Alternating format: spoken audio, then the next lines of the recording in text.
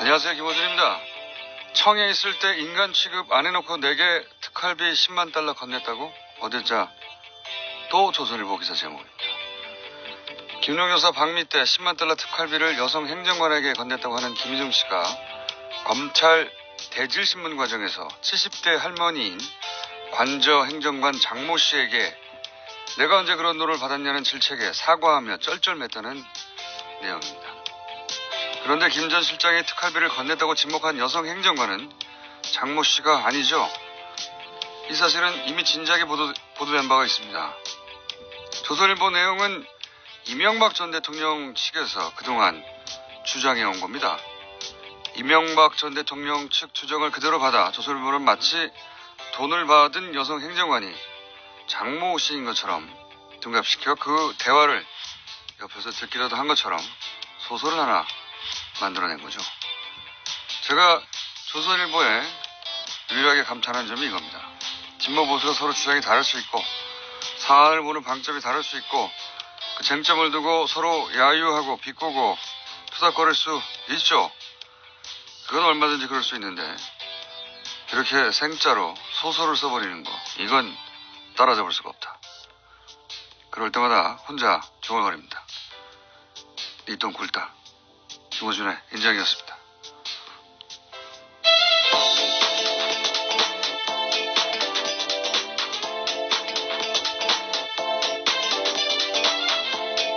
시사인의 김은지입니다.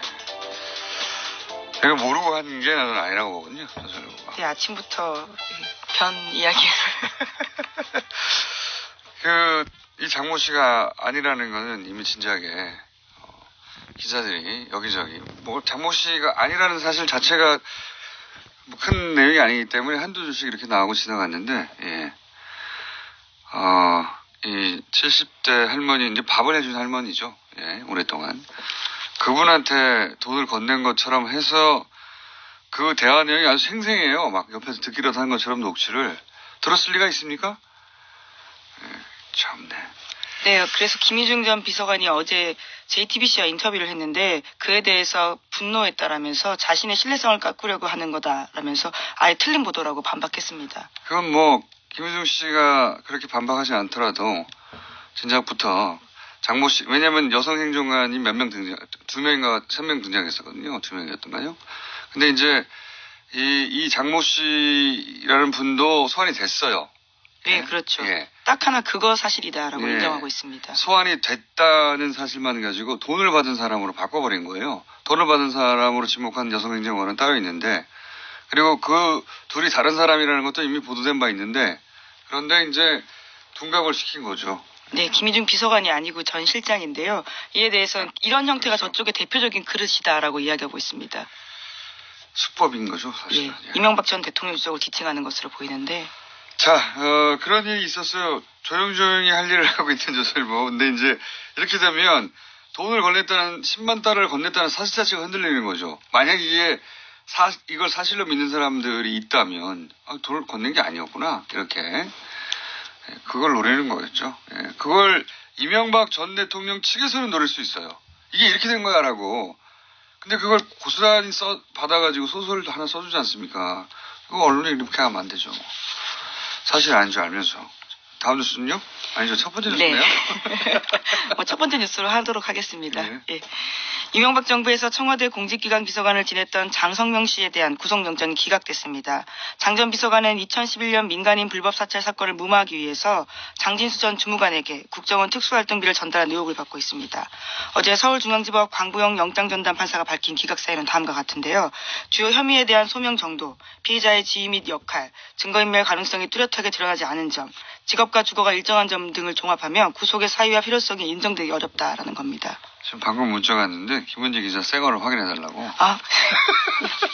지금 보니까 뭐라 그러죠? 로션 바른 것 같아요. 로션 그죠? 예. 아침마다 서로 까칠한 얼굴을 보는 사이에 갑자기 왜 이러시는 겁니까? 아니, 제가 한 번도 그런 생각을 안 했는데 문자가 어제 왔는데 네. 또 왔네요 그분한테서. 예. 적당한 정도의 커버가 있는 것 같습니다. 네, 잘 됐어요. 예, 서로의 예. 저는 얼굴에 로션도 바르지 않습니다. 이야기하지 않는 걸로. 자, 여기서 이정열 판사님, 민희로 잠깐 연결할까요? 아직 연결이 안 됐네요. 예. 우리 제작진이 또 이거 자동인데 말이죠. 시작됐으면 자동 연결해둬야 되는데 아직 연결을 안 해줬어요.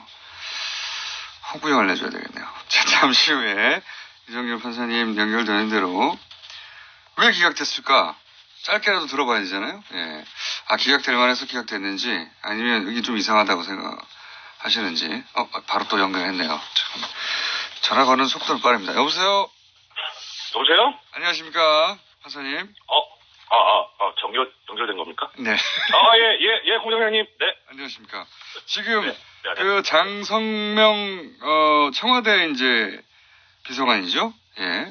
그 쭉 네. 연결되는 돈의 흐름에서 한 고리에 있는 분인데, 근데 왜 이분만 기각이 된 거죠? 다른 분들은 구속이 되는데. 일단 그 구속 영장 청구를 기각한 사유를 보면 조금 네. 전에 김은지 기자께서도 말씀하셨었는데 이 가담 정도와 지위를 또 문제를 삼았어요. 예. 그러니까 지금 이 사람이 받고 있던 혐의가 이미 횡령된 돈을 이제 전달을 했다는 일종의 운반체액이잖아요. 그렇죠.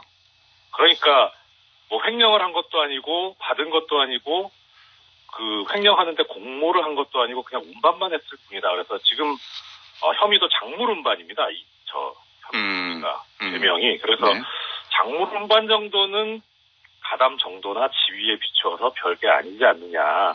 그 상관은 이미 같아요. 구속됐으니, 네. 예, 그 밑에서 이제 그 작물을 뭐 들고 배달한 정도는 구속까지 할 거 뭐 있냐 이겁니까? 네, 그렇죠. 그런 것 같아요. 그렇게 읽히기는. 예. 예, 근데 이제 문제는 이 돈이 어디에 쓰였냐가 상당히 양형에 영향을 미치기 때문에 예. 그 부분을 살펴봐야 되는데 뭐 아시다시피 이 돈이 민간인 사찰하는데 입마금하려고 쓰여진 돈 아닙니까? 그렇죠. 그러니까 결국은 이거는 돈을 횡령해서 작물을 운반했냐가 본질이 아니고 무엇을 하기 위한 돈이었는가 이게 본질이기 때문에 결국 민간인 사찰로 귀결되는 문제거든요. 예.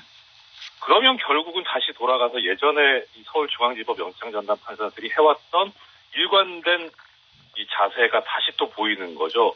민간인 불법 사찰은 별게 아니다라고 하는 그 논리에 서 있는 것 같아요. 계속 기각돼 왔잖아요. 이 불법 사찰 관련해가지고. 그래서 지난주에도 계속 얘기가 나왔습니다. 판사 블랙리스트 뭐 이런 것도 나오는데 뭐 판사도 블랙리스트 짜는 마당에 뭐 민간인 사찰한 게 뭐가 문제냐라는 이런 사고 아닌가 싶어서 상당히 걱정스럽고 우려스러운 일이죠. 이 정도 사안에 거기 단순히 뭐 돈을 전달했을 뿐인데 네. 이 정도 그거 대단한 건 아니잖아. 이런 인식이 있다는 말씀이신 거죠? 그렇죠. 예. 아하. 네, 그냥 본질을 제대로 못 들여다보고 있는 거죠. 그리고 또 하나는 그래서 들여다본 게 나온 이유가 증거인멸의 우려가 있다고 보기 어렵다 이렇게 했는데 그 부분도 결국은 하나 이유를 들이대면서 기각하는데 합리화시키려는 이유로밖에 안 보이고요. 뭐 검찰에서도 얘기하고 있습니다만은 지속적으로 이 공범자들을 접촉을 하면서 진술을 바꿔달라 말을 맞추기를 시도를 하고 그랬었기 때문에 이런 경우는 증거인멸의 우려가 있는데 왜 문제가 안 된다고 본 건지. 예, 그러니까 결국 별게 아니다라고 하면은 별게 아닌 그런 경우는 도주 우려가 없다고만 보기 때문에 그렇게 되면 증거인멸 우려를 어떻게 볼 것이냐가 남아서 결국 그냥 그 부분을 이렇게 뭉개버린 거 아닌가 그런 생각이 듭니다. 알겠습니다. 문제점이 그런 게 거기 있군요. 예. 오늘은 짧게 여기까지만 하겠습니다. 네. 혹시 하실 말씀 없습니까? 어제 내용 관련해서. 제가 어제 항의 전화를 하나 받았는데요. 네. 그 판사 블랙리스트 관련해가지고 제가 송모 판사를 언급을 했는데 그 송모 판사가 둘이 있거든요. 근데 제가 다른 한 분을 생각하셨군요. 예, 그 연결을 하다가 두 사람을 섞어버려가지고 그 모욕적인 발언이 그 실려있던 그 판사로 오해될 만한 판사에서 엄청난 항의를 받았습니다. 근데 그 친구도 그렇게 뭐 이렇게 또 그런 건 아니에요. 판사님. 어제 확인한 거는 현직 판사들도 열심히 듣고 있는 훌륭한 뉴스 공장이다. 네, 지인들과의 관계는 알아서 해결하시고요. 네, 알겠습니다. 말씀 감사합니다. 예, 고맙습니다. 네, 이정철 전 판사였습니다. 네, 관련해서 검찰이 입장을 냈는데 방금 받았는데요. 조금 말씀을 드리면 검찰 수사 과정에서 해외에 있던 유충렬에게 카카오톡 전화로 수차례 은밀하게 연락해서 증거인멸하려고 했다라는 정황이 충분히 발견됐다라고 합니다. 그렇기 때문에 검찰 입장에서는 굉장히 이번 기각이 부당하다라고 이야기하고 있습니다. 사실은 이거는 그 특활비라고 하는 돈의 흐름 혹은 뭐 그 불법성도 중요하지만 그렇게 해서 덮으려고 했던 민간인 사찰 사건은 그러면 그때 당시 제대로 조사됐는가? 또 한 갈래의 그 목표 지점도 있을 수 있거든요. 근데 이제 이런 식으로 중간에 끊어버리면 그게 안 되는 거죠? 네, 또 수사가 진행되는 중에 계속 증거를 인멸하기 위해서 진술을 맞추고 돈 준 사실에 대해서 허위 진술해달라라고 이야기한 카카오톡도 나왔다라고 합니다. 그렇군요. 다시 재청구하겠군요. 자, 다음 순요. 예, 또 다른 영장 소식인데요. 검찰이 군의 댓글 사건도 계속해서 수사 중이라고 합니다. 박근혜 정부 시절에 국방부가 대선 개입 진술을 은폐한 혐의를 두고요. 당시 국방부 수사본부 부본부장이었던 권모 예비역 중령에 대해서 구속영장이 발부됐습니다. 어젯밤 서울중앙지법 권순호 영장전담 부장판사가 밝힌 영장 발부 사유는 다음과 같습니다.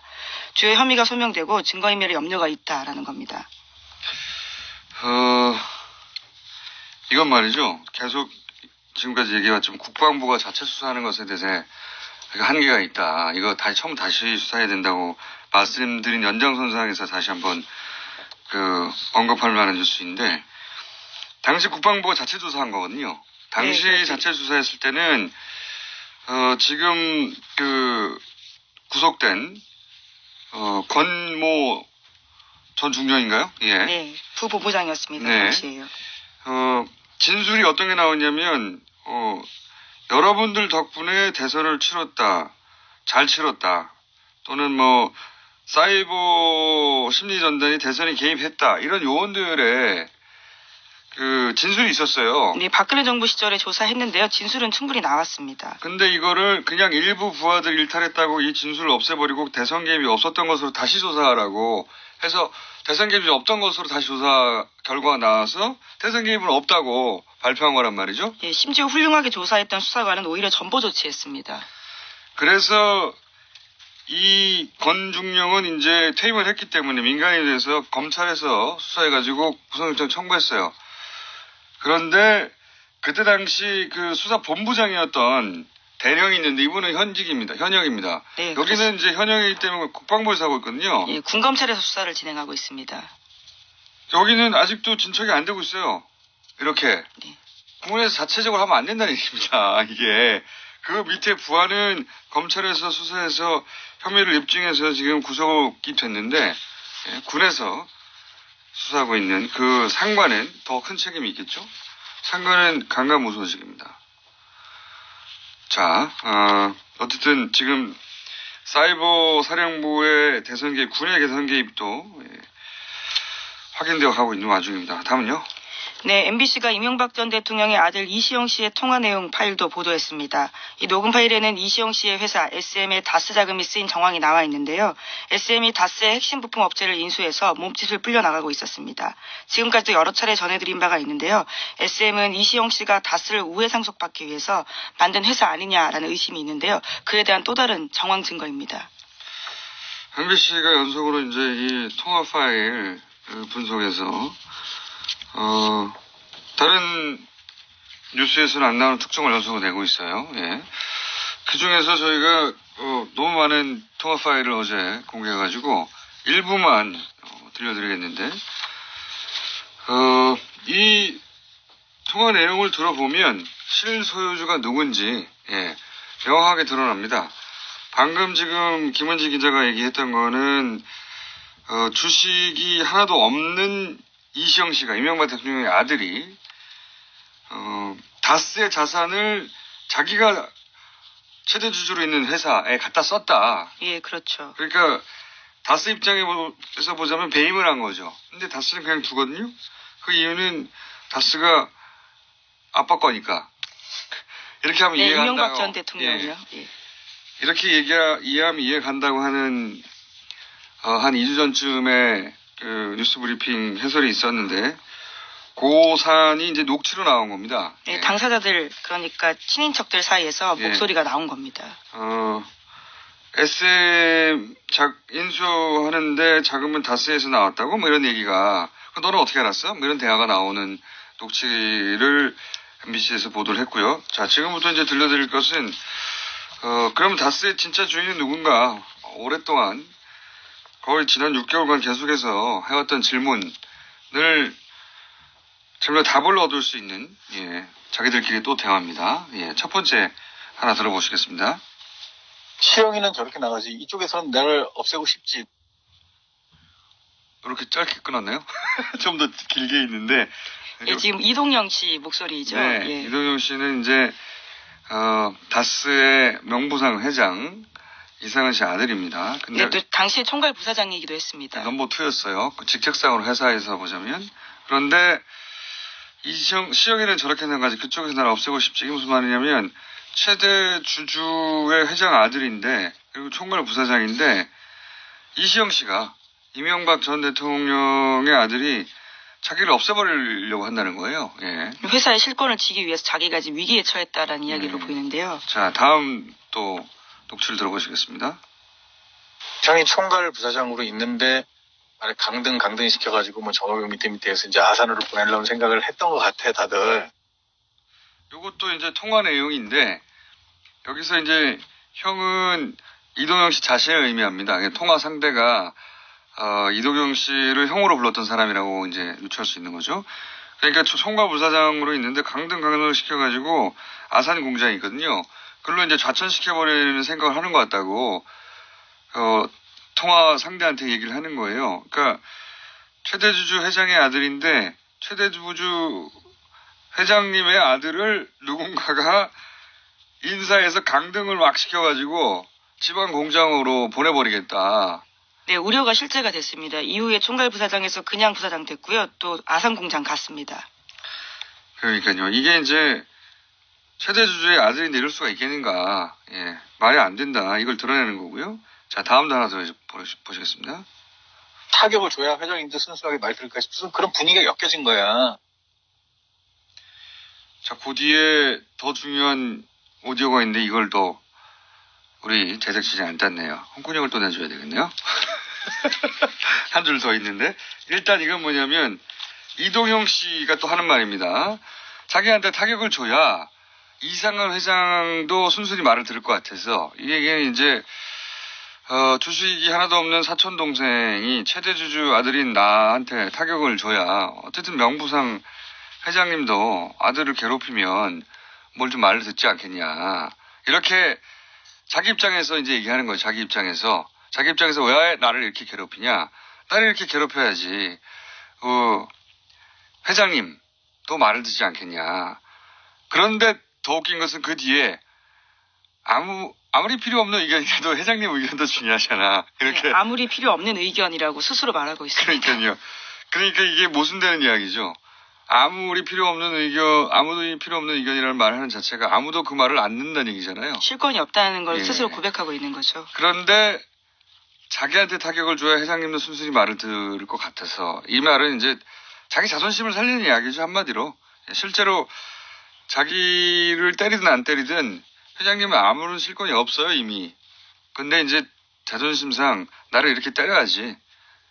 자기가 무능하거나 다른 이유가 아니라 나를 이렇게 때려야지 저쪽에서 원하는 대로 할 수 있으니까 나를 이렇게 때리는 거지. 내가 그렇게 힘이 세고 영향력이 있다는 얘기를 상대방한테 이제 과시하는 거죠. 예. 왜냐하면 실제로는 영향력이 없으니까요. 회사 내에서. 그런 대화가 오가는 거예요. 맥락을 좀 이해해야지 요 문장들이 이어가는데, 최대 주주고 회장이면 아무리 필요 없는 의견이라고 말할 수가 없잖아요. 그러면서 회장님 의견도 중요하잖아가 아니라 회장님 의견만 중요하죠. 원래 진짜 주인이면.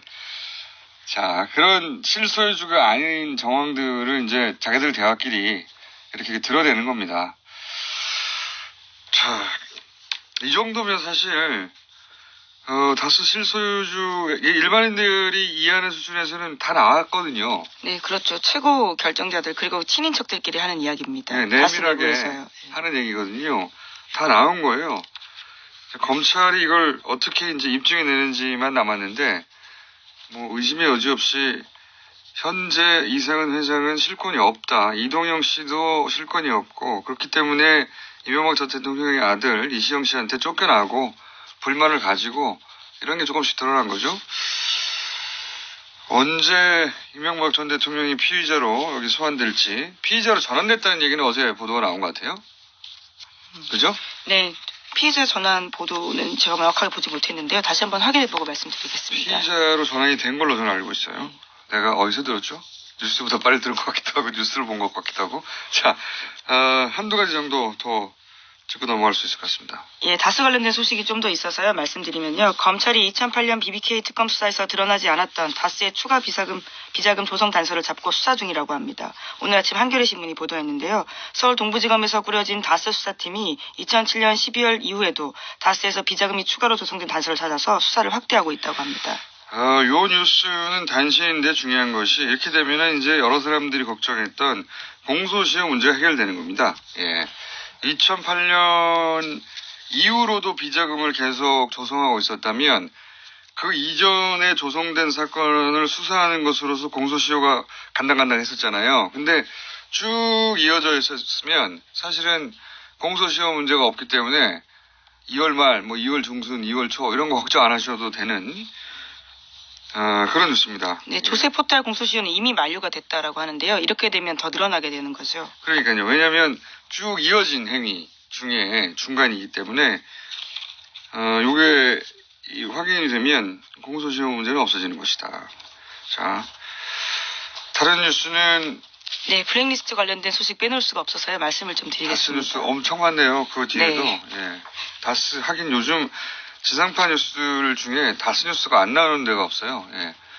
네, 계속해서 압수수색을 하고 있다고 하고요. 또 가장 중요한 사람으로 꼽히는 김재정 씨의 부인이 지금 현재 검찰 조사를 받았다라고 합니다. 이 뉴스 중요한 뉴스입니다. 예. 이게 뭐냐면은 이제 김재정 씨가 이상은 회장 전에는 최대 주주였습니다. 예, 그렇죠. 사망했죠. 그래서 상속세 납부하는 과정에서 지금 플란다스 얘기가 탄생한 거죠. 그런데 검찰은 뭘 잡았냐면 그 권모 씨죠. 지금 남아있는 미망인, 예, 권모 씨, 김재정 씨의 부인 권모 씨가 상속세, 권모 씨가 어쨌든 당시 최대 주주가 승계하는 거였으니까요. 근데 지분을 물려받는 과정에서 상속세를 탈루했다고 네, 혐의를 지금 혐의를 주고 잡은 있습니다. 겁니다. 이게 왜 중요하냐면 당신이 이제 그 남편이 최대 주주였고 당신이 그걸 상속받는 거였는데 회사의 다스님죠. 매출 규모를 줄여가지고 세금을 줄였지 이렇게 압박하는 겁니다. 그러면 권 씨 입장에서는 자기 혐의를 벗기 위해서 아니에요. 나는 몰라요.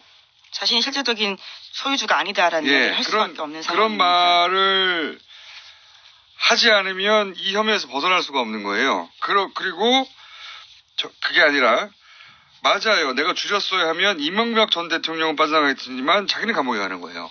그런 딜레마가 있으니 이명박 전 대통령 대신에 그 혐의를 뒤집어 쓰고 싶지 않으면 맞습니다. 우리는 차명 소유주입니다.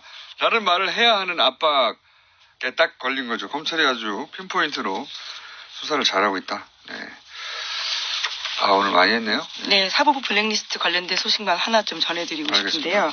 예, 임종원 전 법원행정처 차장 굉장히 핵심 인물로 꼽힙니다. 이 인물이 우병우 전 민정수석과 재직 때 수십 차례 통화한 사실이 보도됐는데요. 네. 그러니까 원세훈 재판 외에도 다른 사건에서도 청와대와 법원행정처가 유착한 게 아니냐라는 의혹에 대해서 한겨레 신문이 오늘 아침 보도했습니다. 이분이 유일하게 컴퓨터 제출을 거부한 분이죠. 네.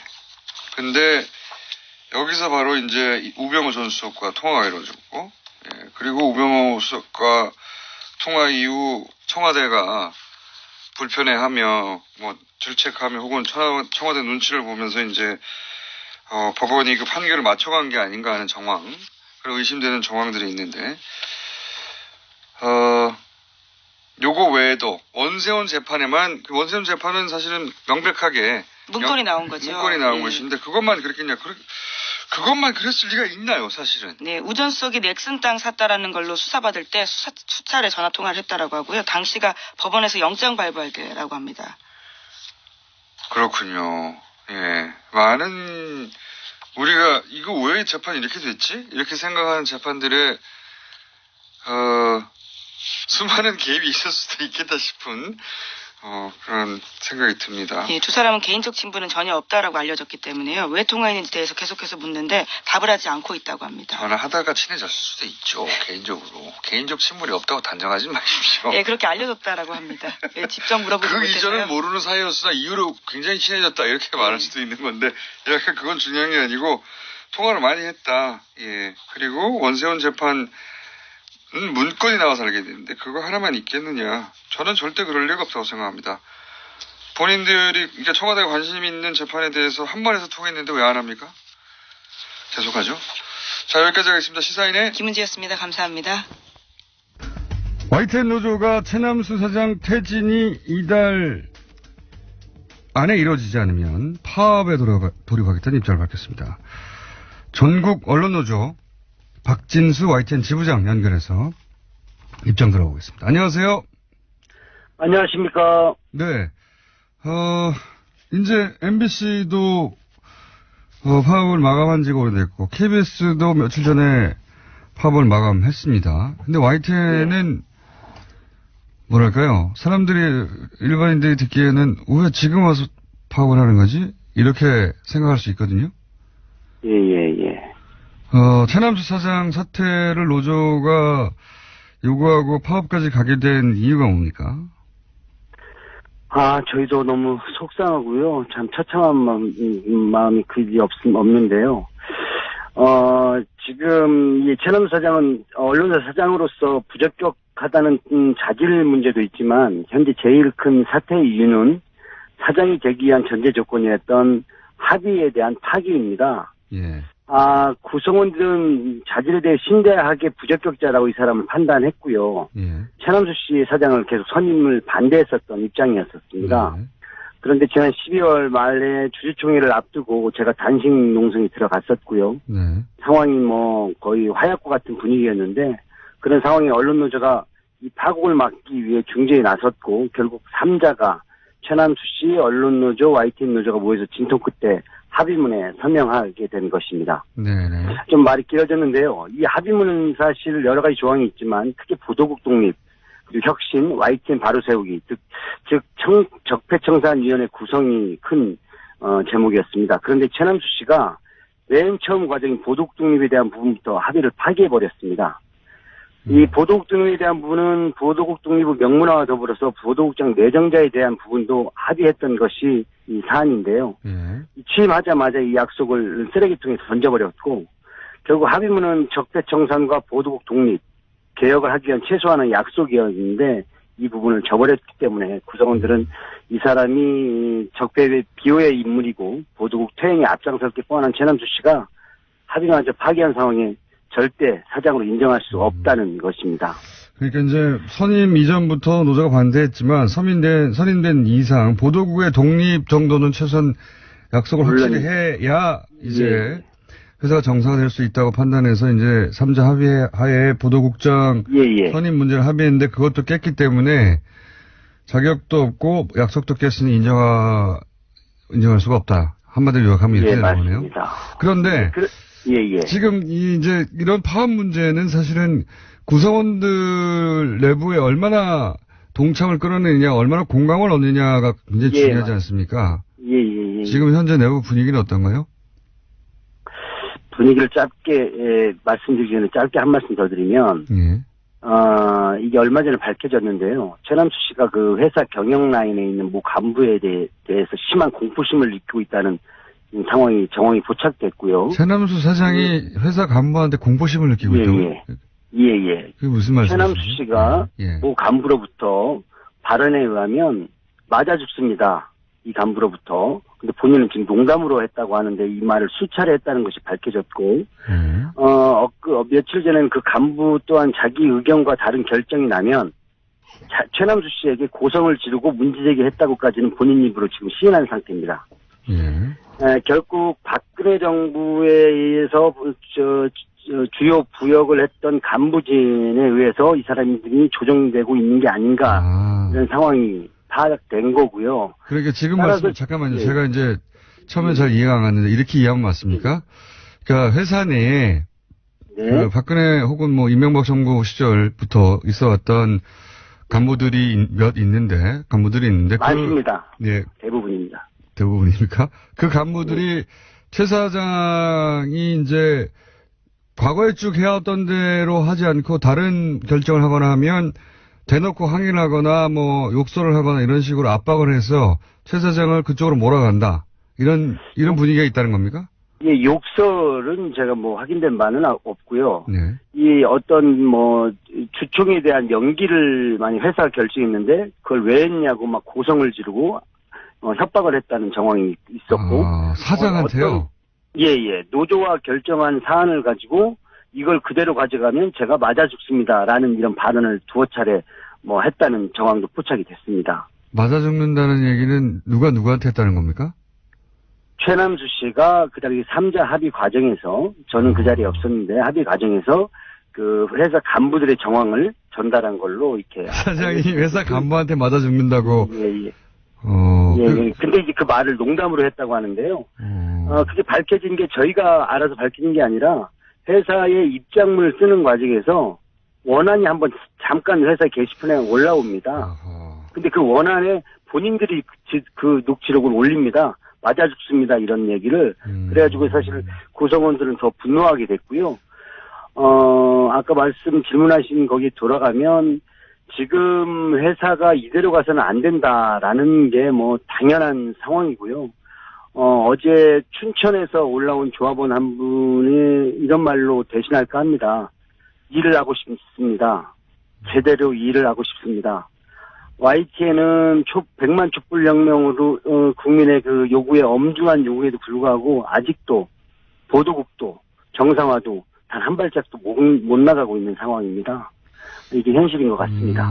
그렇군요. 우리가 일반적으로 상상하는 거하고 좀 다른 이거 상상하기 힘든 상황인데, 그러니까 사장이 새로 부임됐는데 그 이전 정권에부터 오랫동안 있던 그 상층 간부진들이 그 사장을 압박하며 본인들이 애초에 과거부터 해왔던 대로 회사가 굴러가게 만들고 있고 또 노조는 그하고 전혀 다른 생각을 가지고 있고 이런 상황이군요, 말하자면. 예.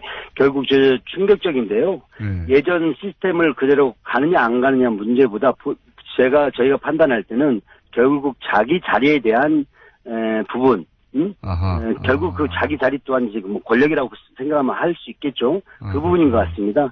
뭐 MBC 최승호 사장 들어온 데면 최소한 MBC의 보도에 책임을 지고 보직 간부들이 총 사퇴했는데도 불구하고 YTN은 지금 그대로 단 한 사람도 그 자리에서 나오지 않고 있는 게 이 현실이고 이런 체제에 의해서 지금 YTN 사태가 이렇게 방치되고 있는 게 아마 현실인 것 같습니다. 그런 분위기군요. 그러면 지금 그 파업을 하게 되면 어느 정도 인원이 참여하게 됩니까? 저희는 사실 뭐 MBC나 KBS처럼 그렇게 큰 조직은 아닙니다. 아니지만 아마 지금 어제 연차 투쟁에 비교한다면 거의 뭐 200여 명이 지금 50명 이 정도가 지금 동원됐거든요. 그러면 이게 지금 보도국 인원의 구성원 인원의 75% 정도가 되는 인원입니다. 그렇군요. 아마 이렇게 되면 회사는 굉장히 방송이나 이 업무에 큰 차질이 빚어질 걸로 보고요. 구성원들이 더 이상 이 보도 상태를 이렇게 방치해서는 안 된다는 그 열망이 워낙 크기 때문에요. 파업의 열기는 뜨거울 것으로 보고 있습니다. MBC, KBS보다는 훨씬 작지만 보도만 관련하자면 24시간 보도를 하기 때문에 그 영향이 결코 적지 않습니다, 사실은. 네, 맞습니다.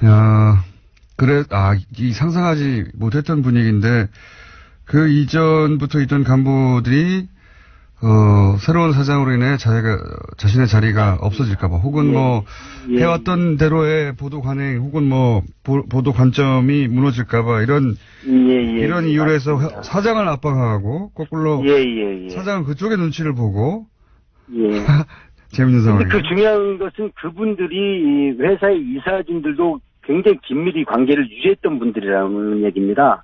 왜냐하면 이게 조준희, 그러니까 지금 조준희 사장부터 배석기 사장, 조준희 사장 때 주요 보직을 했던 비조실장이라든지 이런 분들이 역할을 그 자리에 있기 때문에 아마 최남수 씨도 그 힘의 막강함을 무서워하는 게 아닌가 이런 추측이 듭니다. 그렇군요. 그러니까 사장이 바뀌면 그 전권을 가지고 회사를 보통 이렇게 저렇게 개편해 가고 인사를 하고 할 텐데 그게 아니라 그 자리에 그냥 쏙 대치돼서 들어간 분이다. 예, 그렇습니다. 그런 상황으로 이해하면 되겠군요. 예, 그런 상황으로 이해하시면 되겠습니다. 알겠습니다. 오늘은 여기까지 하고요. 상황은 이해했습니다. 앞으로 또 파업이 이루어지거나 하면 저희가 계속 연결하겠습니다. 감사합니다. 예, 감사합니다. 네. 자, 오늘은 이 YTN 파업 이야기를 먼저 꺼냈던 이유는 최근에 그 평창 올림픽 관련한 보도들이 얼마나 편향되어 있었는지 그 보도를 전체적으로 모든 미디어를 이제 훑어보지 않으면 알 수가 없거든요. 그러나 이제 그걸 업으로 삼는 분들이 있습니다. 보기 싫어도 모든 미디어를 모니터링하는 민원연 김원경 사무처장과 함께 최근에 이 올림픽 관련 보도가 한쪽으로 대단히 편향돼 있었다는 점을 저희가 알려드리도록 하겠습니다. 민원연 김원경 사무처장이 나오셨습니다. 안녕하십니까? 안녕하세요. 네. 네. 실내는 모자를 안 쓰셔도 되는데 제법 따뜻한 편이에요. 아니 방금 뛰어 올라오셔가지고 패션입니다. 방금 뛰어 올라오셔가지고 정말 추운 날씨긴 했습니다 오늘. 네. 이게 YTN도 이제 포함됩니다. 사실은 네. 저도 모니터링 하기 위해서 YTN도 보고 돌려서 보는데 이 다른 무엇보다 이게 북한 관련 보도, 올림픽 관련 보도, 현송월 보도 또는 평양 올림픽 혹은 올림픽에 관한 여러 가지 이제 자유한국당의 보도 굉장히 많이 이쪽에서 쏟아졌어요. 네. 자, 많은 문제가 있겠지만 시간이 별로 없어요. 그러게. 늦게 오셔가지고 핵심만 정리하고 다시 한번 모실게요 저희가.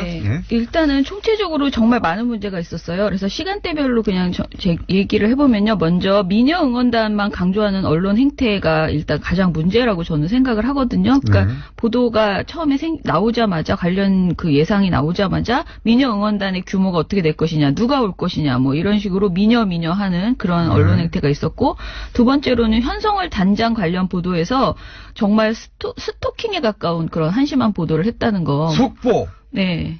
무슨 김밥 먹어 예를 들면 이런 식인 거죠. 무엇을 먹고 무엇을 입고 저 옷을 입은 의미는 무엇이고 패션 전문가를 동원해서 그걸 해석하고 정말 난리가 아니었습니다. 하루 종일. 이틀 동안 내내 그런 보도가 이어졌고 세 번째로는 현성월 보도에서 단순히 스토킹 보도만 문제가 아니고 그 과정에서 과잉 의전이라면서 굉장히 비판을 했고요. 그리고 우리 정부가 저자세 외교를 하고 있다라는 그런 지적도 많이 했습니다. 그런데 이 얘기를 하려고 사실은 현성월 단장 보도를 그렇게 많이 뽑아낸 거죠. 그렇죠. 예. 그런데 만약에 정말로 그랬다 하면 지적할 수도 있어요. 그런데 사실 과잉 의전이라고 보기 어려울 정도로 오히려 그러니까 굉장히 편안하게 그냥 오히려 보통 때처럼 했다는 지적도 굉장히 많았고요.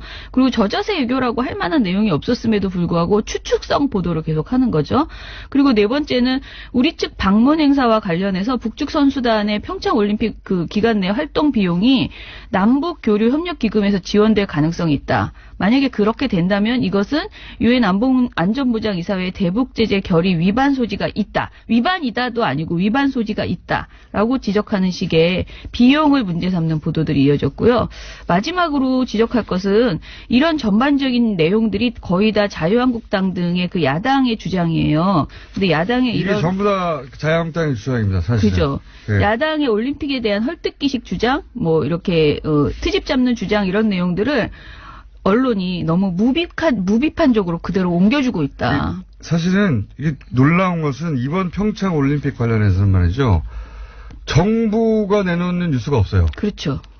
전달되는 게 여기 대해서 정부는 뭐라고 그랬지? 혹은 이건 왜 한 거지? 혹은 이게 정말로 과잉 의전이 맞냐? 네. 해명이나 혹은 주장이나 혹은 왜 이런 일이 이루어졌는지 설명이 보통 있고 그런 다음에 여기에 대한 반론이 있거나 이의 제기가 있어야 되는데 그게 아니에요. 그냥 맨날 빌게 나옵니다. 예. 맨 앞에 이게 잘못했다고. 네, 맞아요. 단일팀 보도도 마찬가지거든요. 단일팀 보도도 그 히스토리와 함께 왜 이런 일이 있어야 하고, 네. 그리고 이게 의미가 뭐며, 그럼 뭐 어떻게 할 것인지 이런 얘기가 있지 않고, 제일 먼저 한 게 단일팀 보도가 나오자마자, 지금 이로 인해서 피해를 입게 되는 선수들 이야기. 예. 선수들 이야기부터 시작해요. 그래서 의미가 다 사라져 버렸어요. 예. 이 선수들 이야기만 엄청나게 했거든요. 예. 이 프레임도 사실은 굉장히 의도적이에요. 그러니까 보도 프레임 자체가 자유한국당이 내놓는 주장을 그대로 프레임으로 딱 해서 그걸로 계속 보도했어요. 반론을 살짝 실어주는 것뿐이죠. 정부의 의견은. 기본적으로 잘못했는데 네네. 정부는 이렇게 변명한다는 포맷인데다가 정부의 변명도 또 이런 보도를 본 적이 없어요. 남북 관련 보도에서. 정부 관련의 해명은 이게 변명하는 거네 싶게끔 네. 편집이 돼 있어요. 네. 제가 제일 이런 걸 본 적이 없어요, 진짜. 우스꽝스럽다고 생각했던 것은 네. 이 미녀를 굉장히 강조하고 이제 한송월 단장에 대해서 계속 그렇게 스토킹을 하면서 보도를 했잖아요. 무엇을 입었나 뭐 이런 걸 굉장히 많이 얘기했잖아요. 미인이다. 그런데 정작 그렇게 방송하는 그런 언론에서 뭐냐면 이것이 북한의 체제선전 수법이다. 라면서 또 막 비판을 하고 그렇죠. 있어요. 평양 올림픽으로 이어지는 소위 이제 브릿지가 되는 내용이죠. 네네. 이게 다 북한 체제 선전이라고. 네, 그런데 북한의 체제 선정이라고 그렇게 비판을 할 거면 거기에 노란 아지를 발아야 되잖아요. 근데 우리 언론이 사실상 그 자신들의 주장대로 하면 북한의 체제 선전이라는 것을 다 알면서도 계속 그 외모를 부각시키고 그것을 그냥 계속 띄워주고 있는 그런 내용을 하고 있다는 거죠. 방송 보거든요. 네. 그러니까 이 수법이 이런 겁니다. 미녀 응원단을 내세워서 사람들을 보게 만든 다음에 실제로는 정부 때리기만 하는 거죠. 처음부터 끝까지 이 방송들만 보고 있잖아요. 네. 이거 남북 단일팀도 하면 안 되고 북한이 평창 올림픽에 참여하는 것도 나쁜 일이고 네. 미녀 응원단이 와서도 안 되고 네. 이 모든 건 북한이 우리를 이용하는 것이며 평양올림픽이구나. 요 흐름으로 그냥 전부 다 보도가 이루어졌어요. 예. 야, 이거 대단했습니다. 저는 뭐랄까요. 쏟아붓는 평창올림픽에 관련한, 부정적인 보도. 네. 대단했습니다. 이거를 저는 다 보질 못하고 그냥 빠르게 돌려가면서 보는데 이걸 다 보는 민원연에서는 종합적으로 어떻게 평가하세요? 그러니까 말씀하신 것처럼 일단은 보도의 프레임이 전부 그 자유한국당의 주장 그리고 뭔가 논란이 되면은 그 논란이 논란이라고 이야기하는 것이 아니고 그 논란을 그냥 자신의 그 보도의 프레임으로 딱 가지고 이야기를 하잖아요. 그러니까요. 그러니까 여야 공방 정도로만 해서 여당의 주장들 그리고 청와대 기계적 입장이 중립도 없어요 여기는. 네, 여야의 입장으로 그냥 살짝 들어가는 수준으로 해명이 나오는 거예요. 그리고 특히 현송월 관련 보도는 현송월이 주제가 아니잖아요. 왜 방문했으며 이것의 의미, 남북교류의 의미가 무엇인지 이런 것들을 짚어야 되는데 그런 내용은 전부 부정적인 것. 우리가 북한 체제 선정에 노란하고 있다. 그리고 우리가 이거를 위해서 저자세 외교를 하고 있다. 이런 부정적인 내용만 하고 진정한 의미를 거의 설명을 하지 않고 있기 때문에 많은 사람들이 이 남북 관계에 있어서 되게 분절적으로 이번 사태가 세상에 없었던 일 같이 느끼게 하고 과거에는 이런 게 한 번도 없었던 것 같아요. 네. 마치 단 한 번도 이런 적이 없는데 그렇죠. 처음 생긴 일처럼 진짜 웃긴 거 이런 겁니다. 과잉의전 뭔지 아세요? KTX 타가지고 내렸는데 대합실 지나서 에스컬레이터로 안 지나갔다는 겁니다. 이분도 되지 않았다. 과잉의전이라는 거예요. 열차에 올랐다. 3부에 다시 얘기하겠습니다.